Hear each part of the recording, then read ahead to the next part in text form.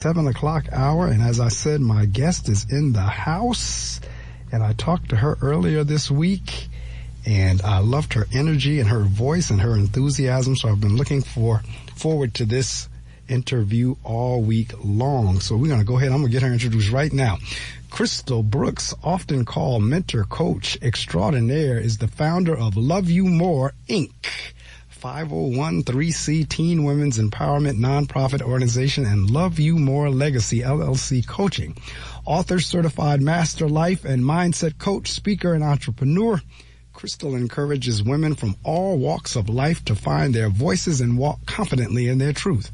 She is known for her authentic, caring spirit. Her love for empowering others is exuded through her relatable energy. I can tell you about that energy. Sincerity and genuine passion for uplifting women through every endeavor she embraces. By opening up and sharing her journey through abuse, loss, and pain to abundance, self-love, and finding her voice, Crystal proves that silence is no longer an option. She understands that to open doors for the next generation, we all must begin to do the work of healing. Crystal currently resides in Maryland with her husband, 3 children, and a mini golden doodle named Blaze. She is faith-filled, keeping God first, enjoys connecting with others, reading, and traveling. We're going to be talking about her book, When Silence is Misunderstood. Ladies and gentlemen, welcome to the Reading Circle audience, none other than Crystal Brooks. Crystal, good morning. Good morning. Good morning. Happy Saturday. Now, I know that's right. Happy Saturday to you as well. And I'm so glad you had the opportunity to join me this morning. Like I said, I was looking forward to the interview. You have a voice that is very similar to a very special friend of mine. It sounds just like, matter of fact, when I first talked to you that night, I said, man, she sounds like a friend of mine that's very close to me. And then I was like, wow, the voice is very similar.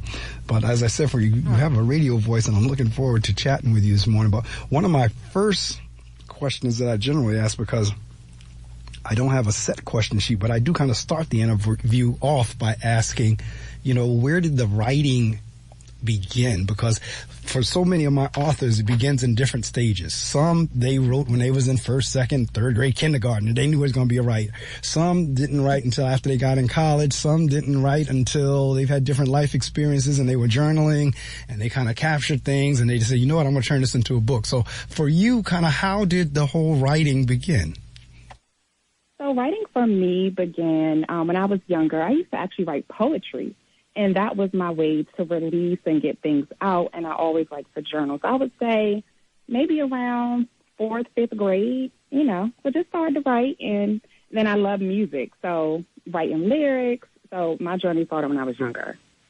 All right. So you're one of those that was always kind of like writing poetry, writing journals or what have you as a child. Okay. So like I said, it has spanned the gamut in terms of the years on the show of when folks began writing. And I kind of like to start that because I have some folks in the listening audience who are teeter-tottering. They're on the brink of either writing a book or wanting to write a book.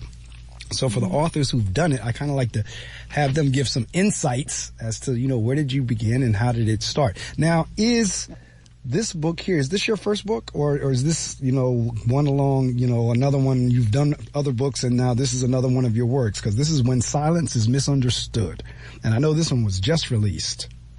Yes. So this is my very first book. So, I'm excited about this. And we are a month in with the book release. So, yes, this is my first baby in the book world, in the author world. So, what was that experience like for you? When did you make the decision that, you know what, I'm going to write a book? So I made the decision officially last year. I wanted to write the book earlier, but God told me it wasn't time. I'm like, God, but I want to share my story, but he had to put me through some more things so that way, I had more content for the book. And for those that read it or who didn't read it, y'all will see I've gone through a lot. So I felt, I had enough content. But, to find that lifestyle of abundance, I had to go through a little bit more. So this process, I enjoyed it. It was tough, but I'm excited that I did it. It's interesting that you say God thought I might have to go through some more stuff so I could have content for a book. That's an interesting perspective. experience, because most people don't want to go through anything, let alone something negative, and then say, okay, God, you're putting me through this so I can be able to write about it. So let's talk a little bit about that. So the things that I've gone through, even though I didn't enjoy it, of course, you never enjoy the things that you go through, right? But for whatever reason, God chose me to do the work, to go through things so I can help other people. So for me, with this book, to actually have more content so I can help more people in different areas. So my journey started at the age of 5 when I was sexually abused, up until, my later years now of actually finding my voice. So everything that happened in between, God had to put me through something. So imagine me writing this book. I only had content that stopped at the age of 17, 18. Wasn't enough. Things at 20 wasn't enough. Now, almost 40, he's like, now is the time. Now it's time to help these women. So I know that's right. You will not believe, over the 21 years I've been on the air, how many of my guests, and they were very transparent about it on the air, and in many instances, that's why they wrote their books as well, were abused as children. Mm-hmm. And, I work in education. I work with kids every day. As a matter of fact, some of my kids have probably been at some point in their lives abused as well. But generally, in many instances, what happened to us as kids shapes what happens to us as adults. So what I'm hearing from you is not only did you go through the abuse as a child, but you went through some more things also. Yes, I did. So I was sexually abused at the age of 5. Physically abused from my dad starting when I was in the 4th grade up until my senior year of high school. Mentally abused. Yeah, I went through a lot, and that was just the first half of my life. And interestingly enough, how I met Crystal was through my cousin. My cousin hit me up one day on text and said, I have this great friend who's just written a book. She's just released it. Would you be interested in having her on the show? And I said, sure. And so Barbara connected me with Crystal, and we hit it off right off the bat. And the thing that interests me about this story, because one of the things Crystal Barbara did say, she's been through a lot. She texted me, she said, she's been through a lot, so her book is really good. Mm-hmm. And so I said, okay, great. We'll have you on the show. And so what I'm hoping that the listening audience gets out of this is that even though you're going through, and I think that's what your message is in the book, you can still get through it and become abundant. Absolutely. You do not have to be a victim of your circumstances. Again, of course, we don't want to go through those things, but you don't have to be held hostage and held in bondage because of what happened. You can change your path. You don't have to, so let me give you an example. So the things that I went through, I should have been on drugs. I should have been in a mental institution. I should not be where I am today. And so when I talk about the abundance piece, I'm not speaking about money. Money is going to come. I'm speaking about the joy, peace, and happiness from letting go, from forgiving others who have hurt you. It's not about them, it's about you. Correct. And so anyone that has gone through, I never want people to feel that, when people say forgive and forget, I would never tell you to forget, but I do want you to heal, and I want you to forgive for yourself. And we're in a time where a lot of people, and the pandemic was part of that, COVID was a part of that, a lot of people need to be healed. Mental illness is at an all-time high. And again, the COVID exacerbated that. If you had, my guest last week, we talked about that a little bit. If you had any kind of underlying mental illness conditions at all, it got exacerbated through COVID because of the isolation and everything else that we had to do throughout that 2 or 3 year period of time. So if there ever was a time for healing, it is now. And if there ever was a time for folks to be able to read a book like yours, to be able to say, well, you know what? If Crystal can get through, God can bring me through. Absolutely. And listen, y'all, my book is a quick read. Everybody who has contacted me has read it within a day, 2 days max. And I think that's very, very important. But another big piece is that the women that are contacting me have actually started to find their voice and start to do the healing. So in the book, I have, I like to call them lines because I told you all I like to journal and I used to write poetry. And so I actually have you doing work. So this book is not just, I'm just sharing my story. I'm actually going to you. I'm asking you questions. I'm having you do that to start the work, to start the journey. So if you haven't started, this book is where you're going to start it because I'm pushing you to do that. Oh, absolutely. Because, and that fits right in what you're doing with the coaching. because Crystal is a coach as well. I'm looking here at your website. It says Certified Master in Confidence, Life, and Mindset Coaching. Coach Crystal is a dynamic powerhouse in her own right, helping women and girls to find their voice. With her proven coaching system, Coach Crystal helps you grow, push past limitations, and become the best version of yourself. The time to make a change is now. And I'm looking at the table of contents in her book, and she's right. Now, Crystal, I haven't read it yet, but it is a quick read. I have skimmed it. It is, and it's coming. I'm going to read it. I might get over it today and tomorrow. Who knows? We'll see. But she has the prelude, because I did start reading the prelude. I was up in the beginning. The prelude, never a dull moment. When you lie to yourself. Why I settled. There's a stranger in my house. He was abusive, but don't take my daddy. My voice matters. Enough is enough. From abuse to abundance, break the chains. And then there's about the author. So that's the table of contents of the book. And in the preludes, it says, look, sometimes in life we experience things intended to set us on a path of destruction or just straight failure. Other times we have encounters that set us up for major success. But does anybody ever tell us how to plan or prepare for either? Very good question. Now, I know many of you may look at my life and think, boy, she has it all figured out and is well put together. Well, allow me first to say looks are deceiving. I've been through around, and you would never know based on your picture. You would never know it. Well, allow me first to say looks are deceiving. I have been through, around, and under something that once had a hold on me, all while trying to figure it out with a smile. Based on the title of this book, I'm sure you can tell I'm a woman who found my voice, but I've been silent and living in shame for many years. Before we move on, ask yourself, do I use my voice to save my life or to protect others? If you answer to save your life, then write down and bring to life what you are saving yourself from. Be honest. Your abundance is waiting. That's the first part of the prelude. And again, before the end of the show and throughout the show, we're going to encourage you to download the book or order a copy of the book, because that is, part of the show. We want you to read more, and definitely a book like this, because Crystal, this is what I've come across folks, even some family members, that no matter how positive you try to be with them, they spin it negative. They're like, it's absolutely amazing that the most positive thing they somehow spin negative. Yeah. And you know what, for those people, they have some issues they haven't dealt with. And so they do try to project their energy onto you. But I'll say to the person that is the positive one, keep your positive energy, right? Negative Nancy will always want you to come into their party. Correct. Go to that party. No, you're absolutely happy stage. You're absolutely right. They will always try to get you into their party. And it's interesting you say, because I had to tell somebody the other day, look, I'm not going tit for tat with you. I'm not going there. That's just a waste of energy. And that's the way I pretty much got look, I'm not going to talk to you about this again if you want to try to go there. So when the person tried again, I just type back done. And you know what? I told you I wasn't going to go there with you, and you want to keep going, but like you just said, I'm not being dragged into your negative energy. Yeah. The energy is real, and, especially even if you haven't gone through anything, but I know we all have. But to be in that space where someone tries to bring you, in that negative realm, that negative, so you'll start to see your attitude change. And then you're like, dang, why am I so angry today? Because you let negative Nancy, negative Patty pull you over there, and you don't pull up that energy. So you have to protect your energy at all costs with family, friends, coworkers, all, protect your power, pull your power back. Never give anybody that much power over you to pull you into that negative space. No, that's absolutely right. Like I said, I've over the last year in particular, I had to deal with that and had to pull away for some folks, and some folks I'm still trying to work with, and they still just trying to pull me back, as you say, negative Nancy, and I'm not allowing them to do it. But we do.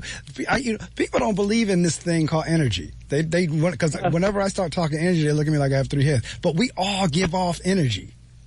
Yes, we do. Absolutely. Every day, everyone does. And for me, I know if I've been around someone negative, and it may not have been a full conversation, but all of a sudden my spirit changes, my attitude changes, I'm angry. And I'm like, who was I just around? Correct. And I have to go check myself, like, let's clear this out. Because I've grown to a space and a place where I do have to protect my energy, because people will try to drain you. I am a giver. I pour into people daily. And so sometimes you will encounter people that do want to pull you in a negative space. So for me, it's just very, very important. And I remove myself from situations that will make me go there. Like, no, thank you. Absolutely. And see, Crystal's talking energy. I told you, when I talked to her for the first time on the telephone, I felt her energy. And I told her right off the bat, man, you have a great voice. And because I felt her energy coming through. And so she's absolutely right. But you just said something that was interesting a couple of minutes ago, and that was this whole notion of the difference between forgive and forget. Because many people think whenever you're saying forgive, you're saying forget what was done to you. That's not what folks are saying. There is a difference between forgiving somebody and forgetting what happened to you. Talk a little bit about that. Yeah, so when it comes to forgiving and quote-unquote forgetting, so again, people like to say forget it, but there's no way you're going to forget something that happened to you. However, you do have that power to actually forgive. And when it comes to forgiving, it is for yourself. It's not for that person. You can talk to that person till you're blue in the face, try to get them to understand what they did to you, just, whatever level they have hurt you on. But they won't understand because they don't get it. Correct. You forgive. It is for you, for your heart to let go. So that way, you are not held in bondage. They're not living in your mind rent-free. They aren't taking up space in your body. Anytime you see them, you get anxious. No, that means they still have power over you. So when you truly forgive, you're able to let that go. You can see them on the street and wish them well. That takes work, though. Correct. I tell you, it's not, it ain't not, I'm going to forgive you, and then that's it. Nah, it's definitely going to take some work. But the true healing, the true forgiveness is when you can see them and not feel you're pressurized, not feel like, I just want to kill them or whatever, right? Because those thoughts come in your brain. But when you actually heal, it is for you, and then you can have that peace, that joy, that happiness, and you can live your life how you choose to live it, which is free from them. Now, that was interesting. You said it's going to take some work, because many people do think just saying, I forgive you is it. Like, no, just saying the words is not just it. You really do have to, you said you have to put in the work. So, because you're a coach, you kind of, I'm quite sure some of the women or men that come to you probably have this issue. Like, I just can't get over that. So kind of like, how do you guide them into that work? So I actually have a full-blown forgiveness coaching program. So under the Certified Master Life Coach, under that, I did the work as far as forgiveness. So I'm also a certified forgiveness coach. I felt it was very important for me to do that. Yes, it was very important for me to do that. Yes, I did the work over the years. I went to therapy. I did my meditation, had relationship with God. But I wanted to go deeper. I wanted to figure this thing out. Like, okay, what is the art of truly forgiving? And so I do have a coaching program. It's 3 months or 12 weeks, or we can do 6 months, depending on the person, because sometimes you need a little bit more work, right? Right. But to start that process, like, I'm asking you tough questions. When I had to go through the certification of that, I was like, it's deeper than what I thought. Wait a minute. Because it's literally, I'm having you right. Like, it's a full, again, I'm going to tell you, it's a full program. Just know that I offer that. It's not easy, but if you're willing to do the work, it is very, very powerful, and you will get to a space of, I did the work, I forgive, now what else can I do? I know that's right. Well, I was laughing because I told you Barbara was the one that referred me to you, and she's listening to the show right now. So she says, Lord, I need to work on my forgiveness game. And I'm right there with her. I need to work on mine, too. Yes, I'm telling you, it's work, and it's a daily thing, right? But actually having that full focus on forgiveness, for 90 days, 6 months, and it's like, okay, I'm doing the work, It's a game changer. Of course, people have, life coaches, and we deal with happiness and goal success and confidence, right? But what I saw and what kept coming up with my book and the people that are reaching out, every question I get, okay, how did you truly forgive? Right. That's absolutely right, because this is the thing. The process. That when you're dealing with somebody that has done something to you, particularly if it's something mental or if it's something that's going on with them, everybody tells you, you know what, don't take it personal because it really wasn't about you. My issue with that statement is, that may be true. It wasn't about me, but you know what? I was the target of whatever they inflicted upon me. Now, you can say it wasn't about me. It was all about them. It's what they had going on inside of them, their issues, what was going on in their mind and their spirit. But at the end of the day, whenever whatever was inflicted, it was inflicted on me. And I'm using me as an example, but I mean, that's why folks are asking you, well, how do you forgive? Because even though it may not have been about me, I was the one who experienced the tail end of that. Absolutely. And you were. And all of us have gone through that. So again, people do say, like you just said, well, it wasn't about you. Yes, I know it wasn't about me. Right? Because that's the easy thing to say. I know it wasn't about me, but now what? So in the program, we dig into that thing. Like, so we really go deep. We're talking about, okay, hey, yes, we know it wasn't about you, but let's go a little bit deeper than that. And so it's certain steps that you have to do, certain steps that you have to take to actually dig into that. But again, it's not letting them off the hook. You know, they are still responsible for what they did. But again, it's for you to let that go, because if you still hold on to that, let's say it's 3 years later. Correct. And you're still, that person has gone on about their life. Correct. They done did everything else in the world, and you still worried about Johnny. Johnny not thinking about you. Correct. So now I have to get you to a place where you're not thinking about Johnny. Yes, Johnny did you wrong, but Johnny has moved on with his life, yet you're still stuck from 3 years ago. Correct. We got to move you forward. So that's the work that I do with you. So I'm going back to the book again. Never a dull moment. Have you ever had a moment when you questioned God by asking, why am I going through all of this, God? What's the purpose? Or maybe you wondered, God, why am I faking for these people who don't even like me? The Bible tells us in Jeremiah 29:11, for I know the plans I have for you, declares the Lord, plans to prosper you and not to harm you, plans to give you hope and a future. Still something within us wants to know. For example, I want to know why we get quiet when we face trauma. We know speaking out, seeking help, or finding peace will help us through the healing and or recovering process. However, we choose silence. Now, I know you're probably saying to yourself, Crystal, we are not doing all of that. Plus, who do you turn to when the people tasked with protecting you are not a safe space? I totally understand, because I lived in that space as well, and I'm here to share with you my, quote, how, unquote, and why, quote, unquote, I overcame and lived according to my purpose. Just know the journey isn't easy, and it is mostly certainly not for the faint of heart. Now, that's just an excerpt from Never a Dull Moment.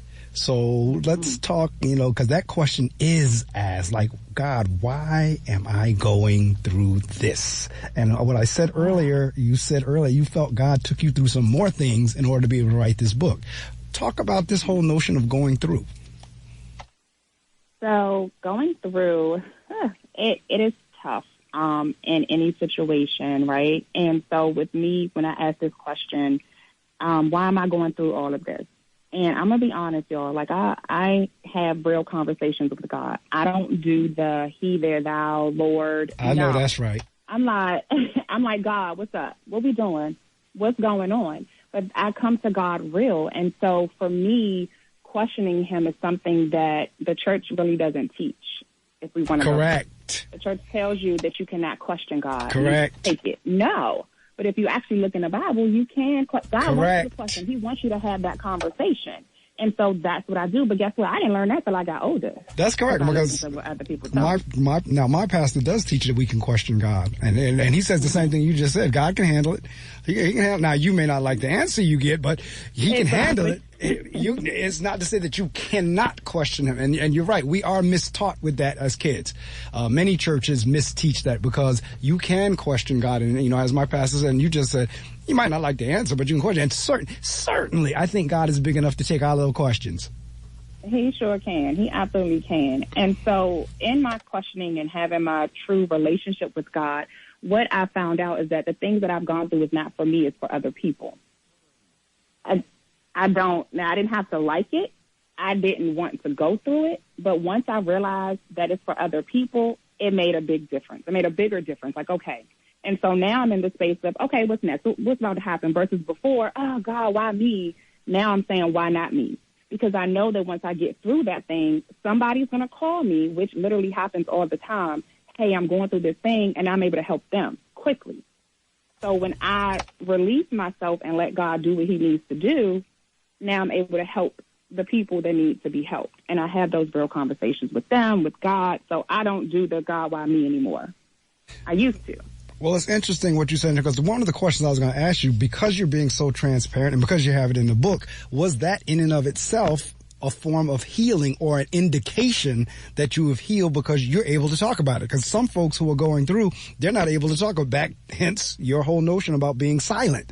They're not able to talk about it. So the fact that you are able to be so open and transparent, and you can share your stories about what happened to you when you were 5 and so forth and so on, does that now constitute that for the most part you have healed and are able to help somebody else? Yeah, so I am healed from the things that I have gone through. I'm able to help. And my biggest piece for this book is to open the door for other women to start sharing their story. So exactly what I wanted my book to do is literally happening. Because I'm literally very, very transparent in this book, the text messages, the inbox messages that I received, even the friends that knew me for a long time didn't know my full story. Some of them didn't know any of this. And so they are able to be free and to share their story and not feel ashamed. And when you're in a healed space, you don't worry about what people say, what they say. A lot of us get caught up in what is the world going to think? What is my family going to think? What are my friends going to think? For me, I don't care what they're going to think because it's not about them. By me being transparent, I was able to break the chains of my family. Correct. Right? Because secrets are there. Secrets happen. People don't talk about it. And then what happens? When you get older, you're going through things that you don't know why you're going through. But guess what? Your grandma went through, but grandma didn't talk to you about it. Your mom went through. Your mom didn't talk to you about it. So you're trying to figure out why you are the way you are. But if we actually have those conversations and start talking, you'll know why you are who you are because of generational curses that need to be broken. Correct. And again, the fact that you can put it on and it's doing exactly what you said that it was meant to do. And because this is what the enemy does, because we can talk church lingo since both of us believe in God, we're believers, go to church. So we can talk church lingo. This is what the enemy tries to do. The enemy tries to make you feel as if you're the only one on the planet that is going through what you're going through, that no one else has been abused. No one else has been molested. No one else has been raped. No one else has gone through a divorce. No one else has been separated. No one else has done. Well, no, the enemy tries to make you feel you are the only one ever that this has happened to. Mm-hmm. So when someone comes along like you and others who've written books to share their story, that is a relief for somebody to say, oh my God, it seems like she's writing about me. Yes. And that's literally what I get. Those are the messages that I get. And I'm like, yes. But I lived in that bondage. I lived in the nobody knows this. Nobody went through. So you know what I did every day? I went to school and smiled every day. Correct. Nobody knew what I was going through. You know, I dressed well. I had friends. I was, going to events. I did all the things that a teenager, a young kid would do. Nobody knew what was going on. When I got home, I was crying and alone because who would think at 5, at 7, at, 15 that anybody else was going through that because nobody talked about it. Correct. In the Black community, it is what happens at home stays at home. So correct. You're not out here talking about it, sharing your business. And so when my family did purchase the book, and a lot of them like, oh my gosh, I did not know. But it wasn't a shameful I did not know. It's like, thank you for sharing, because guess what? They started opening up about things they went through. But think about that. Family members are 60, 70 years old, finally sharing their story, but they never told before, all because I opened up and shared my story. So I broke that curse, that chain from the family, right? But the enemy, now I know he's mad because I opened up that door. I broke the chain. That's absolutely right. Like, what's absolutely right. Story? People are having breakthroughs. Exactly. Oh, no, he attacked you. So guess what? So the enemy, he starts to attack me. But guess what I do? Oh, I see what you're doing. See, you have to recognize what's happening so that way you don't fall back correct. Into that pit of being ashamed and, oh, did I make the right decision? Yes, I did. And people are having breakthroughs. I know that's right. And so that's where I am. No, and you're again. I went through something Satan tried character assassination on me last year. Tried to mess up my reputation in my character. Satan tried. It didn't work because God blocked it. But Satan tried character assassination on me. So you're absolutely right. Whenever you're trying to do good and try to get out there and work with folks, Satan will come after you. Make no mistake about that. Oh yes, and even now he tries. The last couple of days he has showed up, and I'm like, hold on. And I have to stop and recognize, because before, the old me will go into this space of, oh, okay, well, maybe I shouldn't be doing this. Maybe right. I'm not supposed to help these people. But now I know, and I'm like, oh, I recognize that. Oh, you tried that before. Nah, that's not going to work, right? So now he's even more upset, like, But you do have to put up that protection and just know what's going on. But my character was assassinated, tried, but God is like, nah, right. You're not doing that. I got you. So you do have to. This is going to go deeper. You got to think, okay, you going to trust God or you going to trust man? Correct. Because man going to have something to say all day, but are you going to put your faith in God and keep walking in your purpose? When you are walking in your purpose, you are going to be attacked at levels you never thought. Also, correct. When you give God your full yes, He's going to take some things away from you that you thought should have been in your life. Correct. He'll reveal things that you thought should have been there. And you're like, oh, you took that person? You Correct. took that from me? They were not supposed to go where I'm taking you because you gave me your full yes. Correct. And here's what I have for you because you trusted me. Come on. I know that's right. Go ahead, girl. I'm sitting here on your website. I'm looking at the photo of in the yellow blazer, the jeans, and the white top. You're now selling, I went through all this, but did you ever come to people and say, there is no way you could be looking like that and you went through that? Yes, I get it all the time. Listen, y'all, it's a photo. But you don't, I mean, I do, I look like that, y'all. It's just my freckles not showing on there. But when it comes to the things that you've gone through, you don't have to look like that. You don't have to look like you're strung out. Correct. You don't have it together. Yo, get up. Do your face, do your hair, go outside, get some vitamin D, start pouring into yourself. Like, you don't want to look like and feel like what you've gone through. That's where the enemy wants you to be. That's where the world wants you to be. Correct. The stats on me, like I said, where I should have been, you know, being molested at the age of 5, being physically abused on my dad. And I mean, like, full on punches, not just a, you know, tap. No, like, we were fighting, right? I fought for my life my senior year of high school. And so the things that I went through, I should be on drugs. I should be in a mental institution, okay? Literally, because I could have lost my mind. Correct. But I chose not to do that. I chose not to do, you know, use substance abuse. Now, did I have a moment in time where I felt when I was in dark spaces and I did have, you know, a sin of, okay, I'm just going to drink my way through this? Yes, I did. We're human. But God removed that and was like, no, I need you to stay focused. What are you doing? Right? So correct. Get up. Do your face. You don't got to do a whole face, but just go do your hair. Don't lay around. The enemy wants you to be in bondage. He wants you to think that you are not worthy, that you are not enough. You will attract the people that are going to make you feel like that you are not worthy and that you are not enough. But once you change your thought process, once you change who you are, correct, and fully embrace who you are, the enemy doesn't have control over that. But you have to be around the right people, too. That's another story. You got to be around the right people that are going to pour into you to make sure that you're not sitting on that couch, that you're not crying, that you're not ashamed. It's work to be done, but you have to be willing to do it and have the people around that are going to help you. No, you're absolutely right, because I was telling you earlier, I have some family members. Matter of fact, I'm gonna tell you right, it was my sister. I mean, no matter how positive you try to spin it, she tries to take it back down to that negative piece. And I'm constantly trying to work with her. Look, we gotta do exactly what you just said. Do this, but no matter what, it's like this constant negativity, this constant and I get it. She is going through some health struggles. Yes, she is. But at the same time, if she would do some of those things that you just talked about, I honestly believe the health issues would get a little bit better. They may not clear up all the way, but I believe they would get a little bit better because a lot of it is mindset. It is. Oh, that's another thing. Listen, that mindset, that your mind will have you thinking that, again, you're not worthy and that everything should be negative. But guess what? It goes back to the things that she may have gone through, things correct, that she never healed from. And so when you don't heal from it, you turn into this negative person. And so you can never see the positivity. You can say the sky is blue, and they're like, the sky is black. It's not. I'm like, what? Right. The sky is blue. That's right. But their mind is clouded because of the hurt, the trauma, the pain, that they've never seen any goodness. Or if they had a glimpse of goodness, they are waiting for that thing to break because they're so used to pain. Correct. And so we have to change that mindset of, listen, it won't always be painful. Things will happen, but don't think that you're going to fall back to that. But that takes work.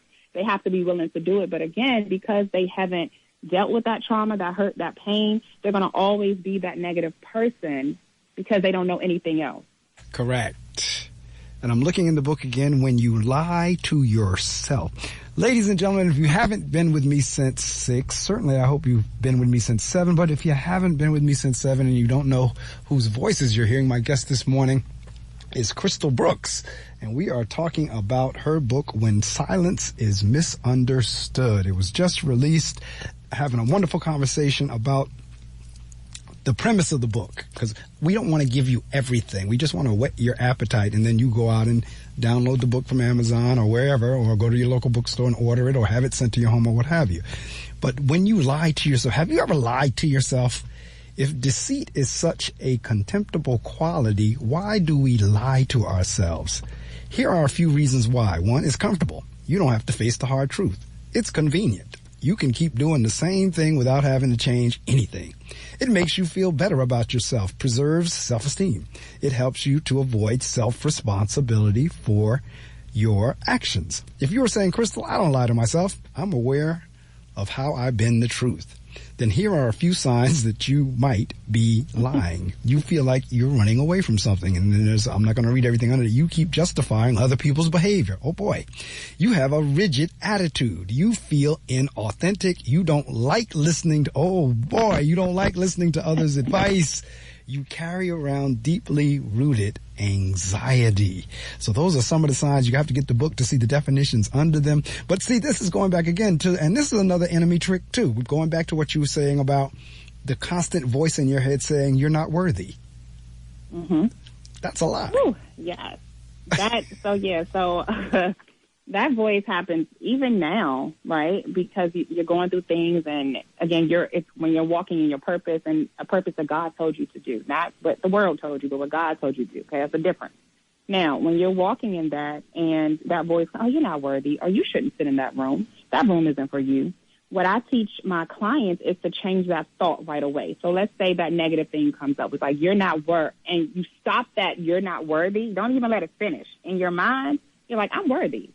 Correct. Like, you have to change it before it finishes. And that's a daily thing. And I'll give y'all something free. So I have people, my clients, write down. So there's 7 things. So in pencil, you're going to write down that negative thing that comes to your mind about yourself. And then in pen, you're going to write down the positive things. So you say the negative and positive every day for 7 days. On that 7th day, you're going to erase that negative thing. Right? So now we're retraining your brain to focus on the positive.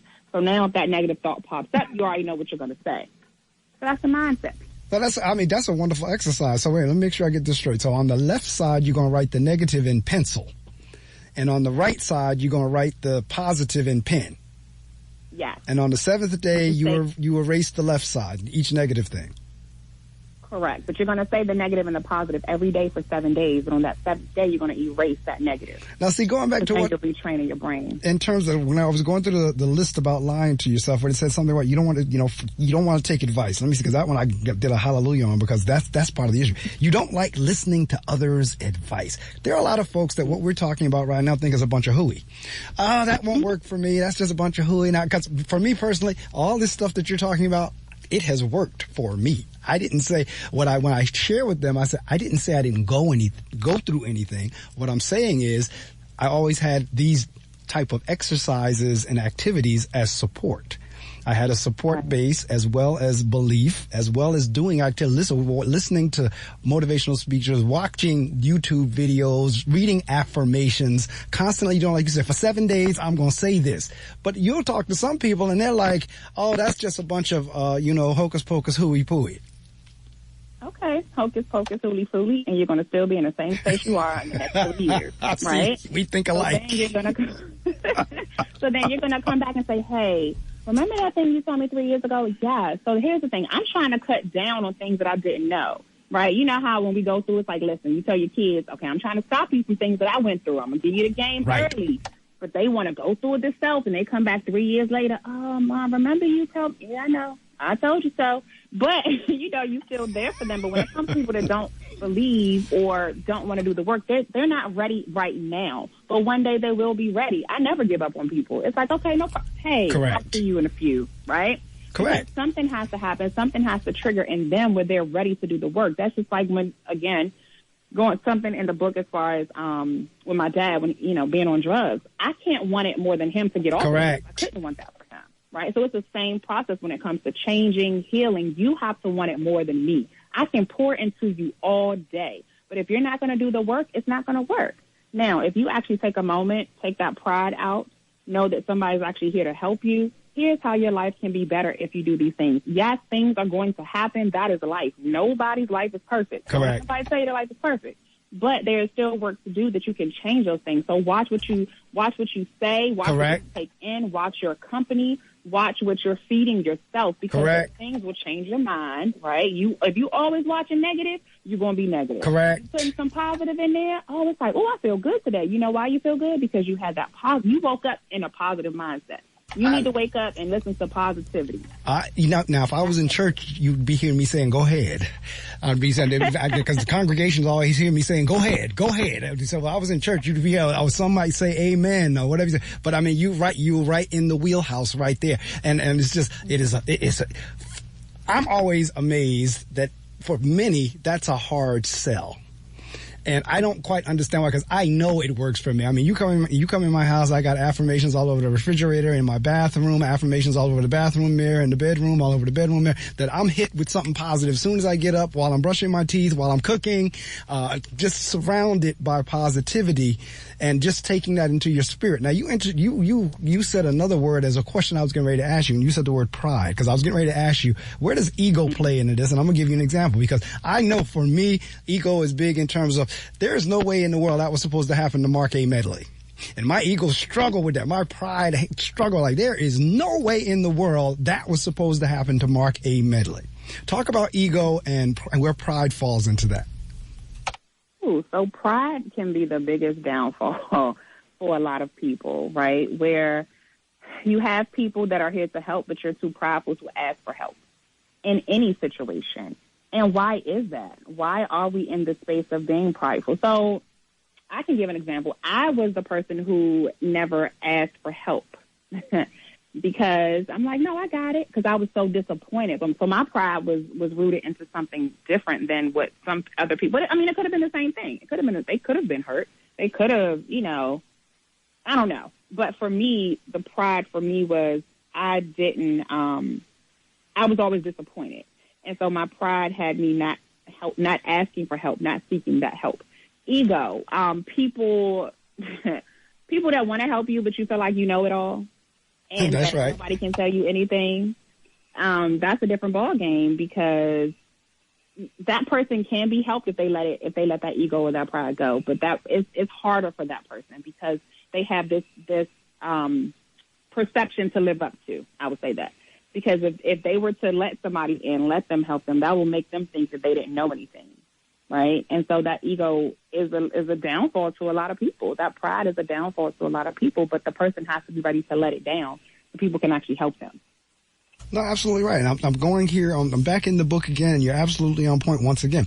This chapter is titled, My Voice Matters. Girl, get up, was all I kept hearing as I lay on my bedroom floor sobbing. What have I done? Did I really decide to walk away from it all? Is what I kept asking myself. Walking away from everything, especially my marriage, was hard. But what do you do when you have given your all and constantly feel pain? How much longer was I supposed to lay down and accept being violated? When was somebody going to come and protect and love me? Or was it time to sit still and heal?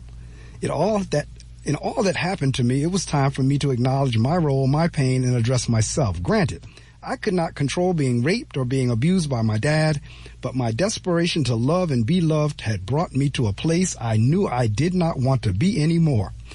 I went from settling to selfishness. I stopped blaming everyone and everything. Instead, I took a long look within.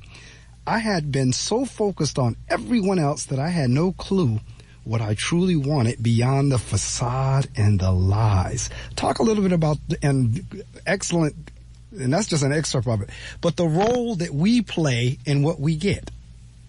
Mm-hmm. So when it comes to the role that we play, right, so for me in this particular chapter, I chose me. I walked away from my marriage, even though family told me not to leave. So my entire life, I chose other people. I worried about other people's feelings. Even my abuser, between the person who sexually molested me, my dad, the boyfriends I had, even my husband at the time. I chose everyone else except for me. I accepted things, I allowed things, and I put myself to the back burner. So when I chose to walk away, just in all areas, I had to work on me. Now, walking away is not easy. Choosing yourself is not easy. The world, your family will tell you to choose other people, but in the process of you not choosing yourself, you lose more of yourself. You will start to lose your mental. Your health will start to fade. You will accept things you should not accept. And then going back to questioning your worth, you will start to question your worth. And then you're not worthy, quote unquote, you won't be worthy of what you truly desire. So for me, I knew I desired more. I knew I wanted more. I knew there was more for me. And so by me saying, you know what, it's about Crystal. So that's what Love You More takes. That's right. Good segue. So, all right. Yes, so wonderful segue. Talk a little bit about that, because that's one of your companies. Yeah. So my first company, Love You More Inc., that is my nonprofit organization. So that's for the teen girls and the adult women. So that is, funny story. God told me to create this nonprofit before I was ready to create it. I said, excuse me? God, I don't love myself. Who is going to listen to me about love and loving yourself? So it took me a few years before I created. So I created it in 2016. But that's, I started doing the work. So Love You More Inc. It's for the teen girl, the adult women who, again, didn't love themselves. How can I help them? What is something that I wish that I had when I was growing up? So one of the programs is called It's Okay to Say No. These teenagers, the adults, we don't know how to say no. We're saying yes to everybody. We're saying, peer pressure, all of these things.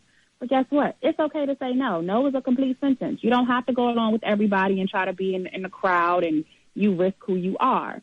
Another program we have is More Than a Survivor. So this is when the women come in and share their stories because, again, you have to open up and share to help other people. So that's Love You More, Inc. Now, this year, I created the actual coaching side, so Love You More Legacy, because I wanted to build a legacy, but with the women. So with this legacy, we have to break those chains.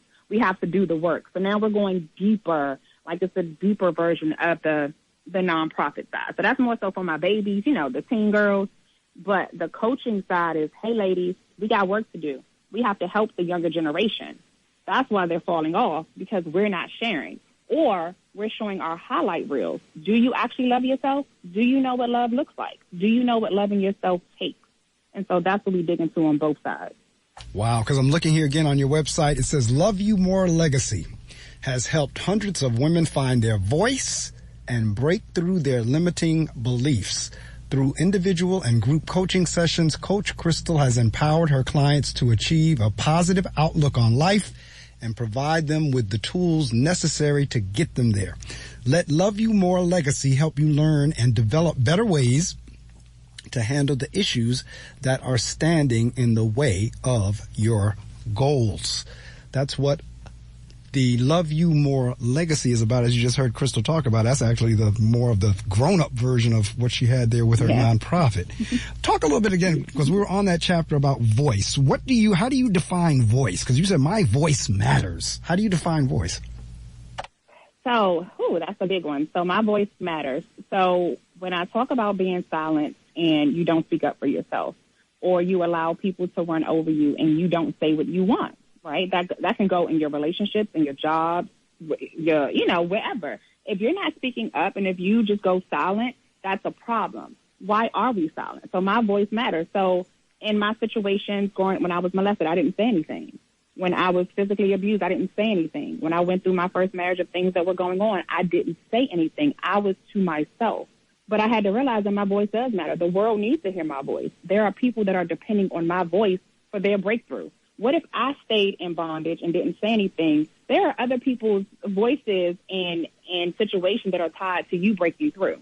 And so my voice matters to help other people to know that their voice matters. What are your thoughts about whenever you're trying to break out of bondage, but there's somebody else doing everything in his or her power to keep you in it? Well, that means that you have given that person all of your power. So now we have to take your power back. And how do we do that? Well, for starters, we have to work on breaking free from that. Why did you allow that person to have that much power over you, the things going on in your life, any situation? And it could be past trauma. I like to always go back to past trauma because it's something that happened where you felt like you were powerless. And so you let this person come and take that power from you. So, yes, that person can be trying and doing all these things, but you have control of you. Correct. Honestly. Nobody else has control, but we are in the mindset that people have control over yourself. Correct. Don't. Take your power back. And it's like, well, how do I do that? First step is say these words. I'm taking my power back. I know that's now right. We got to start doing the work. I'm taking my power back. I know that's exactly, you say those words. You see, folks don't know, and I've constantly on the show, I do so many sessions on the power of words because I am a true believer in words having power. So that's why I'm big on mantras. I'm big on affirmations. I'm big on the motivational quotes and this and the other, because words do have power. And if there's one thing I've tried to emphasize on this show with the listening audience, is just that. Words have power. So the fact that you just said, look, I'm going to say this out loud. I'm taking my power back. Yes.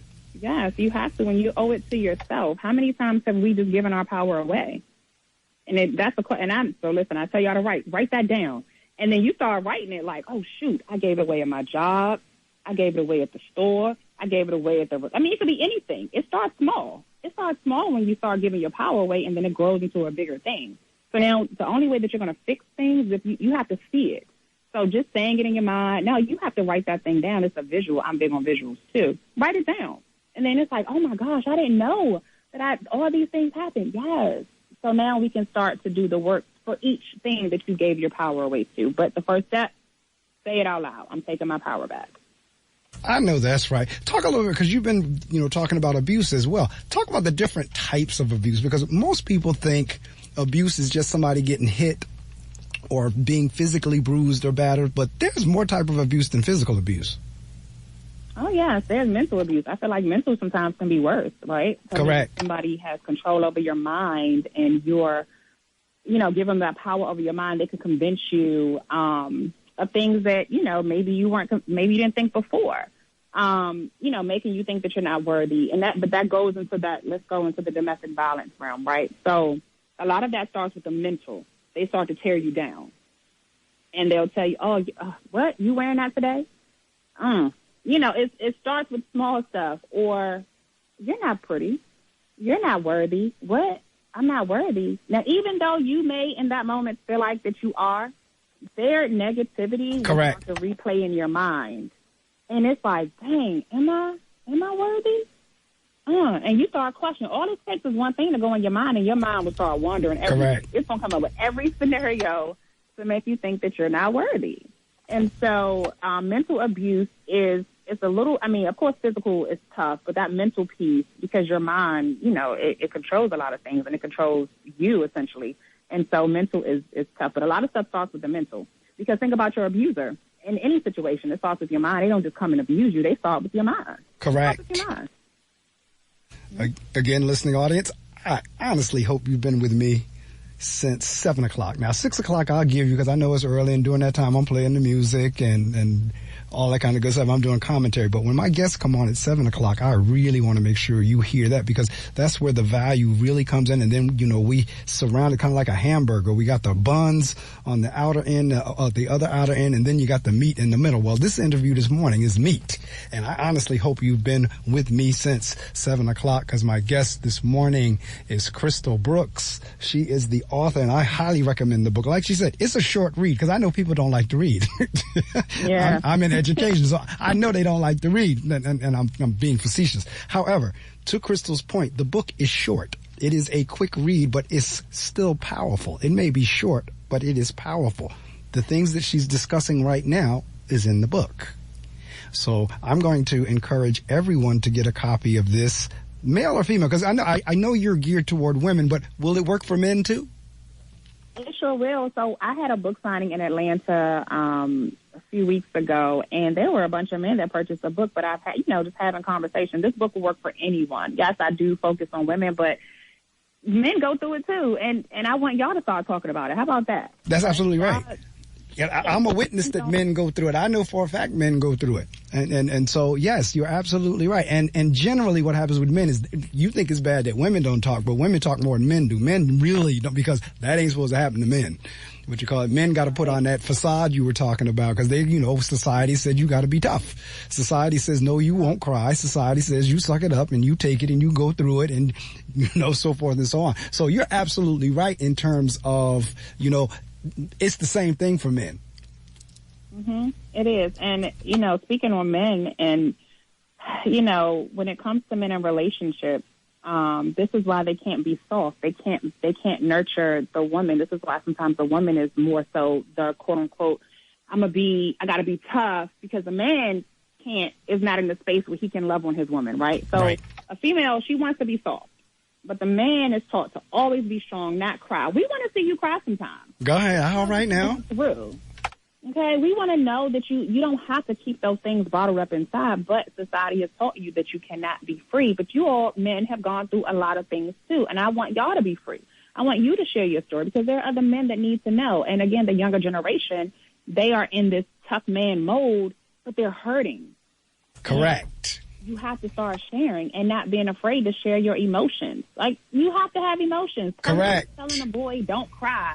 Why can't he cry? Let's cry, and then let's work on why you're crying, right? Not just suck it up. You a man. No boy should cry. No, yes, cry. That's how you release. Correct. Now, so, when the men get older and they with the women and they can't show emotions, I don't know what you want. Well, I need you to show me something. Do you have a heart? Yeah.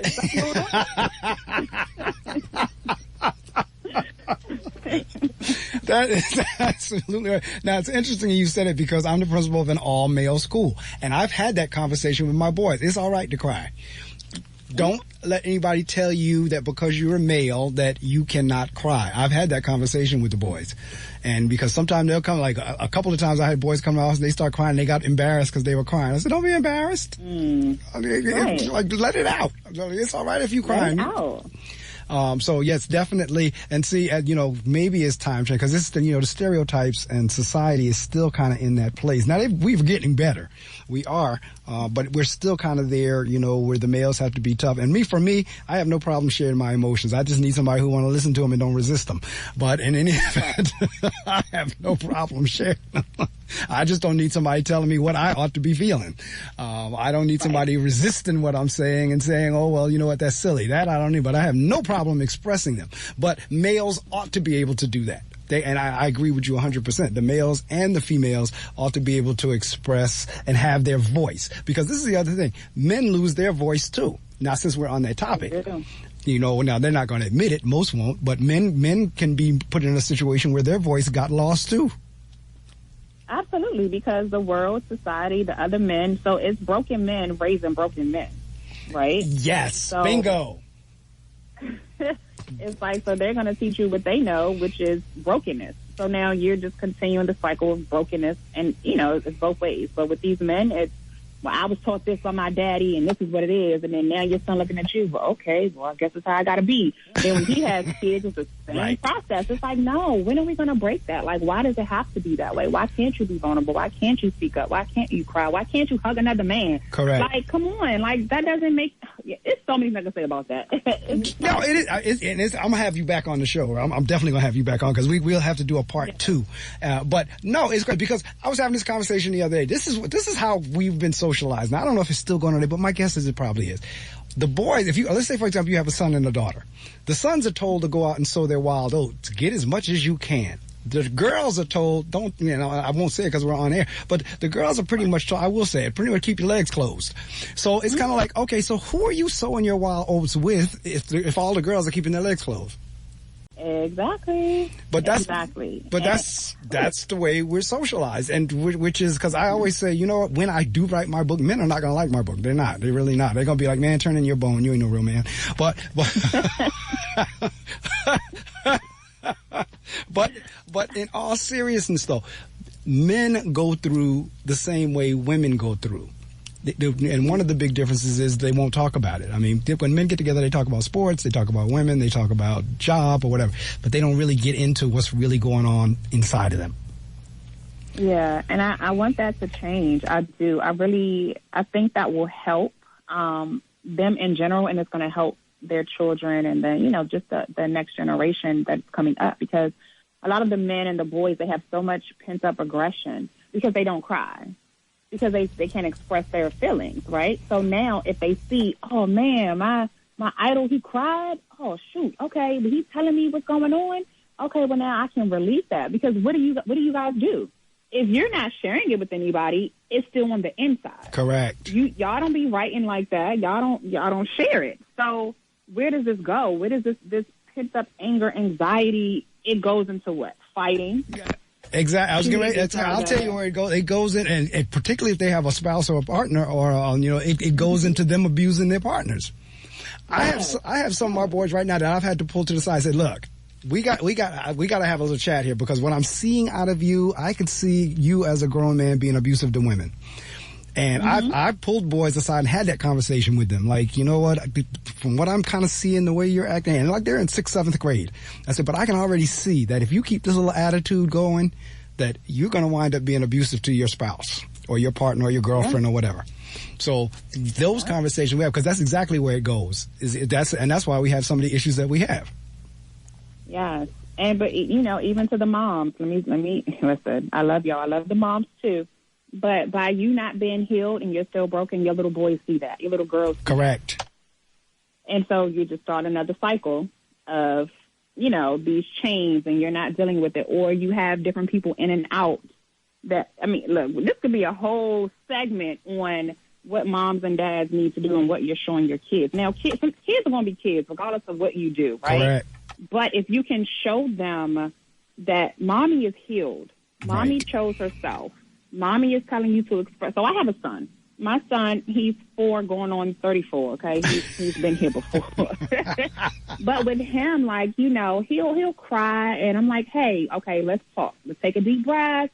Okay, let's talk about it. And, I don't do the stop that crying. You better stop crying. No, well, what's wrong? What happened today? Well, such and such happened. Okay, so now he's able to express himself. Now, sometimes, y'all, he expresses himself a little too much. That's why I say he's 34.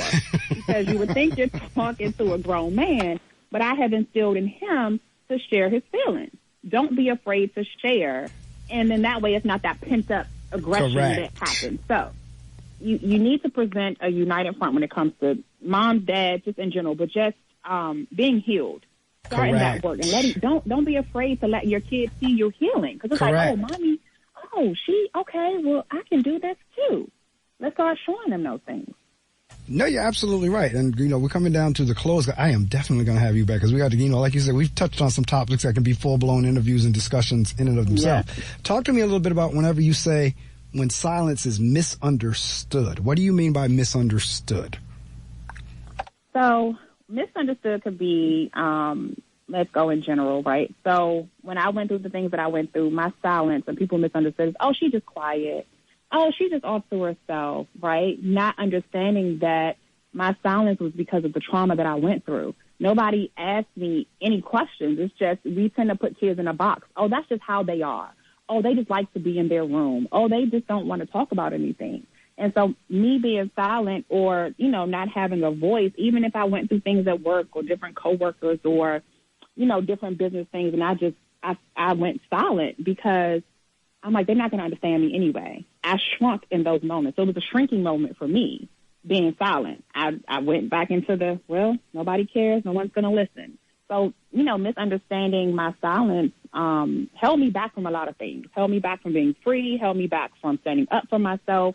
But it's essentially misunderstood because people will think that, oh, that person's just quiet. Oh, she may not have ideas because she's quiet. Oh, she, maybe she don't belong in this room. When actually I did belong in the room, but I was scared to say something. So my silence was misunderstood. Wow.